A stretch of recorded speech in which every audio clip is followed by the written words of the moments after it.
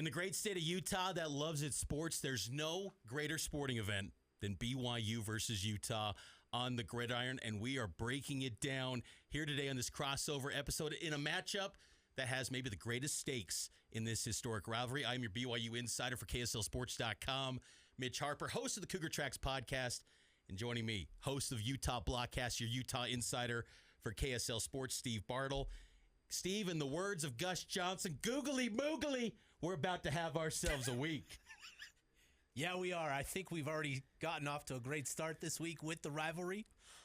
It's been a lot of fun. Having this game last year with the conference implications and now amplified, given the setting, giving the stage, top 25 matchup, big noon kickoff.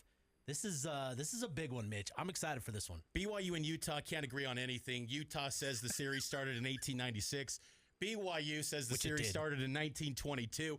There's never agreement, and hopefully there's no agreement on this show today as we break down this matchup between the Cougs and the Utes. And you're right, Steve. This series, I think people were really frustrated that the series went to this October 18th date. When the schedule was released back in February, people said, what? BYU and Utah in October? Are you kidding me? This needs to be in the final week of the season. Maybe it was a stroke of genius by Brett Yormark, who's always saying it's aspirational. We got to protect our IP.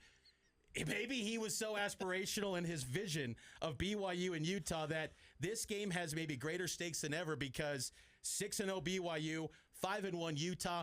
First time you got a undefeated team and a one-loss team in this rivalry since 2008, and then you add a network television stage, Big 12 conference implications on the line. I think this is the greatest stakes ever in the history of this series. Pretty big, without a doubt. It's interesting, obviously, with Big Noon Kickoff coming, Fox, all of that. It's also been interesting, Pat McAfee saying he wishes College Game Day would have been here. That's how big this game is and how much shirtless Pat. We needed that in Provo. People would have been uncomfortable in Provo about that one. It's significant. And obviously with the stakes, I think what we've learned is Utah, BYU are going to be two teams that are going to be contending for the Big 12 title on a pretty regular basis. And to have this game at this point of the season, I think is fantastic. I understand wanting it to be the last game of the season. That's how we grew up with this game. But with the Big 12 title game, it just means having it here, I think, has been really valuable for both programs because of what's to come down the road with both teams having those title aspirations. I think this is a great setting, a great matchup, and I think it's both teams outside of Utah dropping, laying an egg against Texas Tech. Both teams have taken care of business. A top 25 matchup. You could argue Utah is underrated given the fact that their only loss is to number 7 Texas Tech. This is going to be a really fun matchup on Saturday. These are two programs that are pretty much carbon copies of each other. You go back to 2016, the first year of Kalani Sitake as the head coach. Since that time, BYU 78-43 since 2016. Utah 77-41. These teams are very similar statistically this season. They're built with physicality as the foundation of everything, and we heard that from the coaches this week in the press conferences, which, of course, Cougar fans were not very happy with Kyle Whittingham not addressing Bear Bachmeier. You were in that press conference room. Please tell us what was the mood of when Whittingham was asked about Bear and he just straight up said, "I'm not talking about BYU guys." Basically, yeah, it was interesting. In my head, it was the Joker meme, and here we go. Circa 2008, The Dark Knight. It was, I think a lot of people kind of felt the same way that. Oh, wow. He's not going to do it. He's not going to talk about BYU players. And I think really interesting for Kyle Whittingham because he knows anything he says or doesn't say now is going to be picked apart. It's going to be amplified by the BYU propaganda machine. And I'm fascinated to see where this leads this week. Hold on. The propaganda machine. He even said Whittingham, when asked about Smith Snowden, it wasn't that serious that he was leaving. The propaganda machine. Hold the phone. Googly moogly. Crossover episode is off to a fire start. I'm about to put the highlight reel on. I'm about to show the hype video. I'm going to give the bulletin board material. Propaganda machine. You hear that, Kalani? Throw that into the locker room. Throw that into the locker room. Anyways, yeah, what a great start. I think, again, just he's smart. He knows, he's hyper-aware that anything he says or doesn't say is going to be picked apart. And I thought it was a really interesting choice, to say the least, for Kyle Whittingham to make those comments and to avoid. And, I think part of it, it's unfortunate that the first question was about Bear Bachmeier. Could have been a very easy. He's a talented player. Move on. Yeah. But there are some conversations around this rivalry, some players maybe that could have been asked about that, it's a more delicate conversation around. Keanu Tanavasa is who I'm thinking of first and foremost. And I think nipping it in the bud and keeping the focus on his guys, I think avoided any sort of controversial take or anything that also could have been picked apart and amplified. And so I think that is, again, interesting choice to say the least. But, it adds some fuel to the fire. On the flip side, Kalani Sitake, when asked about Devin Dampier, he was pretty glowing about Dampier, obviously, talking about his dual threat ability, and we've all seen that. It's going to be a big challenge for BYU to slow down a Utah offense that is far more efficient this year than last season, where the Utes basically were, you could describe it anemic, inept. They still had every chance to win that game. It was a 1-point game a season ago as BYU escaped with a 22-21 win. But I do think what was interesting with Kalani and also Whittingham too, and even Cougar fans gave me grief when I shared the video that you posted about Whittingham saying Kalani's an outstanding coach. I thought it was a cool quote just because, again, there is a strong relationship between those two, and I think there's a respect. Because I remember after the 2019 game when Whittingham spoke in the post-game press conference in Provo, and he said, Kalani's trying to get that thing going. And that was at the time when Kalani was on the hot seat. And now 6 years later, Kalani's really settled in and become the leader of BYU. And Whittingham acknowledged that and said he's an outstanding coach and even addressed guys like Jay Hill and that whole staff, because it's crazy how much crossover is in. We do this crossover podcast today. The crossover between the two staffs. Jason Beck, OC, former BYU quarterback. Micah Simon, since I've been here at KSL, he was playing at BYU. Now he's on the staff at Utah. And then, of course, Jay Hill, Chad Kahaha, Gary Anderson. We can go on and on. Oh, yeah. Justin Enna. So much crossover between these two programs. BYU and Utah, 6 o'clock kick on Saturday night. And it's going to have a huge setting with big noon kickoff in Provo. You're no stranger to Big Noon Kickoff. No. You got to see that this year already for the Utah-Texas Tech game. BYU fans experienced it last year with the BYU-Arizona game, but there's a new wrinkle this year with Big Noon Kickoff with Dave Portnoy, Stool Presidente, now on the Big Noon set. I think he's been an awesome addition, but what's kind of the vibe that's different with Big Noon now with Stool Presidente on the set? It is definitely a different vibe, to say the least, with Stool Presidente. And look, like I get it. There's a long conversation to be had around Dave Portnoy and the Barstool folks there. But them being up there for Big Noon Kickoff, the Wake Up Barstool show, it was fantastic. It was fun. It's what just the spirit of college football, the rivalry, the banter, all of that sort of stuff. Like, that's what it was. And to have, Portnoy come to Salt Lake City for the very first time, Utah in general, and for him to see what Utah has to offer, it was really cool to follow along with him. He's talking about being in Salt Lake, being up at Park City, potentially buying a house up there, which, oh, dang, I didn't realize that. Oh, yeah, he tweeted about it. Yeah. There's a tweet. You can find it. And, getting out to the pizza spots, the conversation in the lead up to the pizza reviews, the One Bite pizza reviews, I can't stop watching them. That's what got me hooked on Portnoy, which is a weird thing to say. But I got hooked on him because of the One Bite pizza. And, a little concerned about the pizza scene in Salt Lake City, but some strong scores for Salt Lake City pizza. Came away impressed. I think the big one, obviously, the pie. And I think everybody learned with Dave Portnoy is that they have the thin crust. They have the thin crust pizza. I didn't know that either. Exactly. I've been eating lasagna on those pies for years, man. I think everybody went to the menu to actually verify that they do have thin crust pizza. But it got a 6.9, a score not for the crowd here. But he went to the Villaggio. I don't think we've seen the video for that one drop just yet. I don't think so. But I've heard according to sources, I've heard that it scored well. So we'll see that one. There's another pizza spot that I've heard scored really well, and then the Pie Hole is another one. Slackwater got a solid score of 7.3. So Mitch, I'm curious, right? I was concerned about the pizza scene in Salt Lake City. I'm a little more worried about the pizza scene in Provo. I won't lie. When this was announced, I was worried too because I'll admit, I live in Salt Lake area, so when I'm going to Provo, it's for work, and then I'm heading back home, or it's 2 a.m. after a long game, and I'm like, is there anywhere to eat? And it's usually now for me, Raising Cane's is my go-to late night. Love it. Yes. But I will say there are some pizza places, as I was thinking about it, because over time, as a man who enjoys a good slice, some good food, I mean, there's no shame here. I love me some pizza. It's always good.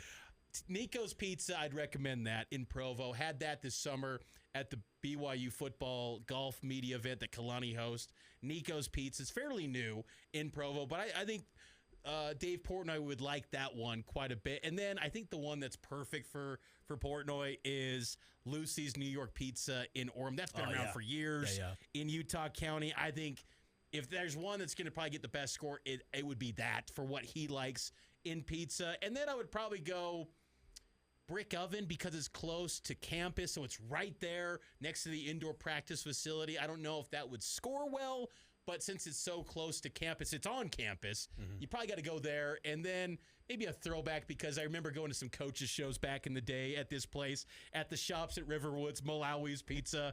I don't think that's in his wheelhouse either, so maybe don't go. But Lucy's New York Pizza in Orem, I think that's the go-to for Stool Presidente. All right, there you go. And again, was concerned about the Salt Lake scene, but got some surprising scores. You never know. Because he'll call it how it is. Like he's not afraid to hide his opinions, and I respect that about the guy, and I think that'll be a lot of fun. I mean, heck, BYU is no stranger these days to celebrities and influencers. I swear, every game now, there's a guy from Bachelor in Paradise, and I'm thinking, there's this TikToker, there's this guy. And then, I mean, last January they had Conor McGregor at BYU basketball game. My goodness. So BYU is no stranger to bringing out influencers and celebrities, so it should be quite the scene. The vibe should be high. And by the way, the king of Aura will be there.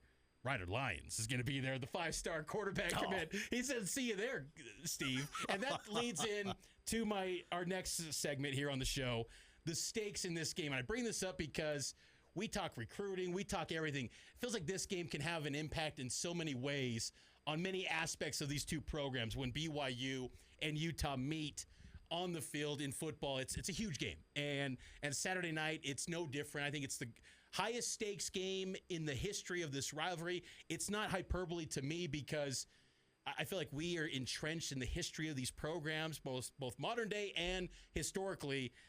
I don't point to another game that has higher stakes for both. You know, there were years where 04, 08, Utah's got a BCS Bowl on the line. Or, 2018, Utah already had the Pac-12 South lined up, and they're playing BYU just as an exhibition. Whereas BYU, they had some big games too.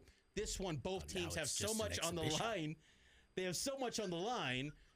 Who's got more on the line, though, in this game, though? Who's got greater pressure and stakes in this game? Yeah, this is an interesting question, Mitch. And when you proposed this topic, I was surprised, because to me, there's no question who has the most pressure on them going into this game. And again, you mentioned it, the stakes. Top 25 matchup. Both teams ranked for the first time in this game since 2009. But beyond that, both are contending for the Big 12 title and are at the top of the conference race right now. Obviously, BYU undefeated 3-0, Utah 2-1 with a valuable win over Arizona State. For Utah, the pressure is on them because of, first, the Big 12 standings. Getting a win over your rival BYU for the conference race is significant, because now you have that tiebreaker in your back pocket. You've already dropped one conference game, so BYU maybe has a little wiggle room, right? You've taken care of business so far. Utah doesn't have that luxury, so you've got that. You've got the rivalry in and of itself and what's happened the last couple games. Utah's lost the last two. I haven't won since 2019. It's been 6 years since Utah tasted victory in this rivalry. So there's that. And now Kyle Whittingham opening the press conference, asked about Bear Bachmeier, avoiding the question, avoiding the answer, and adding some gasoline to the fire. Not just fanning the flames, he's pouring gas on it. The pressure is on Utah, and frankly, have heard coaches talk about this a lot. This is a mantra that they use all the time. Pressure is a privilege, Mitch. This is a good thing for Utah. This is going to fuel them throughout the week because they know they have to go into an environment, a hostile environment down there in Provo, where they're actually favored to beat the home team. There are expectations, national expectations in Vegas that Utah is the better team, and they have to go in there and live up to them. That's got to be on the mind of players, coaches all week long, into every single practice rep, every single morning lift, every minute watching film. All of that has to fuel them this week, because when BYU is playing great football, and this is going to require a lot for them. But I think with Kyle Whittingham and how he's decided to approach this week, keeping the focus on them, I think this group and what we've learned about these players is they can handle things, they can handle tough situations. The way that they bounced back after that Texas Tech loss was really impressive to me. I think this group can handle this sort of pressure, but they have to go out and prove it. And for me, hearing them over the last couple of weeks talk about that, they need to go out and prove themselves, has been something that's been really important for Utah fans to hear, because the last couple of years they haven't lived up to the standard that they've established at Utah. And so part of that also plays into this. There is a price for a legacy, and pressure, it creeps into everything. And so for Kyle Whittingham, taking a step back and talking about him, he's in the twilight of his career. He's not going to we don't know how many more opportunities he's going to have in this game to get a win. So that even adds more to it. The pressure is all on Utah this week to go down into Provo and to get the win. 10 years ago in Las Vegas at Sam Boyd Stadium press box, Uncle Brent, he told me, never underestimate an underdog in a rivalry game. And you never want to underestimate BYU in this spot, because outside of 2019, that game that Utah last won in this rivalry, I think BYU has played very well in these rivalry games. Agreed. Many Kalani's teams always show up for this game. I always felt like with Bronco, BYU's teams always came in tense. They always came in tight. The pressure definitely is on Utah. And they lost 2 in a row in this thing, as you noted.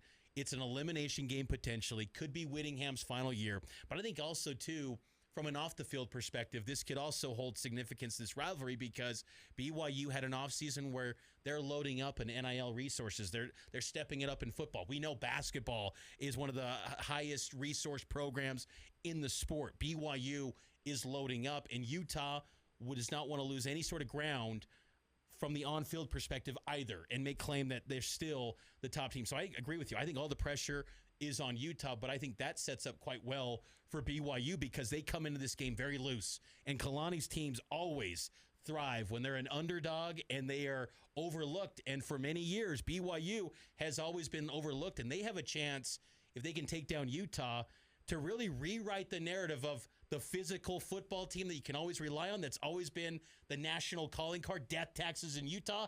Maybe that could be applied to BYU if they can win this one and get their 3rd straight victory in the rivalry. It's been since the Ty Detmer era that BYU last won 3 in a row. BYU does not win very often in this rivalry. They got 2 in a row, and they're looking to get it done again. And so I agree with you. I think all the pressure definitely is on Utah. And I think Whittingham, too, his approach to the rivalry, I think that he is just fully immersed and has a respect and passion for this series. I thought it was noteworthy in his press conference when he brought up the fact that he looks at this rivalry as one of the great rivalries in the sport. Even at Big 12 Media Day, we were both there in Texas, in Frisco, and he said it's always one of the great rivalries in the sport. So it's not like he's diminishing the quality of the game. He wants to play the game now that it's a conference game. And I think that, he knows. I think you bring up a great point that it could be near the end with him being in the twilight of his career.